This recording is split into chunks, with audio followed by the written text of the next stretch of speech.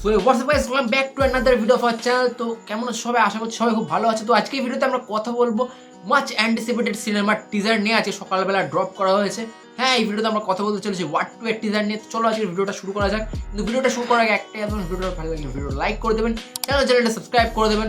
তো চলো আজকের ভিডিওটা শুরু করা যাক। তো আমাকে যদি বলতে বলা হয় এই টিজারটা কেমন লেগেছে আমার, তো আমি বলবো এক কথা, এটা কিন্তু একটা মাসি ক্লাসি টিজার এবং এই ধরনের টিজার কিন্তু বেশ ভালো ইম্প্যাক্ট ক্রিয়েট করতে পারে।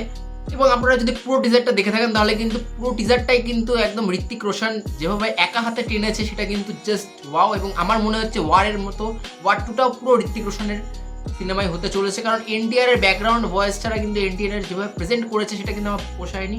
এবং যেভাবে এন্ট্রি সিকোয়েন্সটা আসছে এনটিআর এ, ওটা কোথাও না কোথাও গিয়ে বড়ে মিয়া ছোট মিয়ার সিকোয়েন্স মনে হচ্ছে। কারণ যেভাবে গ্রেনেডের চেন নিয়ে হাতে আসছে, ওটা কোথাও না কোথাও গিয়ে মনে হচ্ছে যে বড়ে মিয়া ছোট মিয়াতে এক্সটেন্ডেড হয়তো ক্যামিও ছিল, সেটা কেটে এখানে জাস্ট বসিয়ে দিয়েছে। ওভারঅল এটা কিন্তু ঠিকঠাক লাগছে, এনটিআরকে খুব একটা ভালো কিন্তু আহামরি লাগছে না। বাট ওই যে ঋত্বিক রোশন যেভাবে চোখ খুলছে, তার হচ্ছে চোখের পাশ দিয়ে রক্ত বেরোচ্ছে, সেটা জাস্ট দেখতে ওয়াও লাগছে। পাশাপাশি কিন্তু এখানে বেশ কিছু অ্যাকশন সিকোয়েন্সেস যেগুলো কিন্তু এখানে র্যাপিড কাটে দেখানো হচ্ছে সেটা কিন্তু বেশ ভালো। এখানে কিয়ারা আদভানির যে স্বল্প সিকোয়েন্সটা দেখানো হচ্ছে সেটা দিয়ে কিন্তু বোঝা যাচ্ছে বানি কাপুরকে যেমন ওয়ারে ইউজ করা হয়েছিল, ওয়ার টুতেও কিন্তু কিয়ারাকে সেভাবে ইউজ করা হতে পারে। তো যে কারণে এটা কিন্তু পুরোপুরি হচ্ছে মেন দাঁড়িয়ে রয়েছে এই মুভিটি কিন্তু আমাদের ঋত্বিক রোশনের ওপর। এবং ঋত্বিক রোশন আশা করছি ভালো পারফরমেন্স করবেন, যেরকম ওয়ারকে একা হাতে টেনেছিলেন ঠিক এইভাবেই ওয়ার টুকেও হয়তো একা হাতে টানবেন। কিন্তু ওয়ারের ক্ষেত্রে আমরা একটু বেশি এক্সাইটেড হয়ে গেছিলাম, কারণ সেখানে ঋত্বিককে গ্রে শেড দেখানো হয়েছিল এবং টাইগারকে কিন্তু এভাবে যে টাইগার মেন অ্যান্টাগনিস্ট সেটা কিন্তু বুঝতে দেওয়া হয়নি।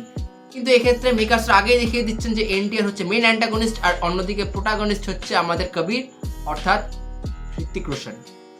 তো ওভারঅল টিজারটা কিন্তু বেশ ভালো কেটেছে। ট্রেলার এবং মুভিটা আশা করছি খুব ভালো হবে। বাকি এই ছবিটা আসবে ইন্ডিপেন্ডেন্স উইকেন্ডে, ছবিটা ডিরেক্ট করছেন আয়ান মুখার্জি। দেখা যাক কতদূর কি হয়। বাকি এই ছিল আমার reaction much anticipated movie War two এর টিজার নিয়ে। বাকি আপনাদের কেমন কি লেগেছে কমেন্টে অবশ্যই জানান। ভিডিওটা ভালো লাগলে ভিডিওটা লাইক করে দিন, চ্যানেলটা সাবস্ক্রাইব করে দিন। দেখা হচ্ছে পরের ভিডিওতে। Till then, bye by.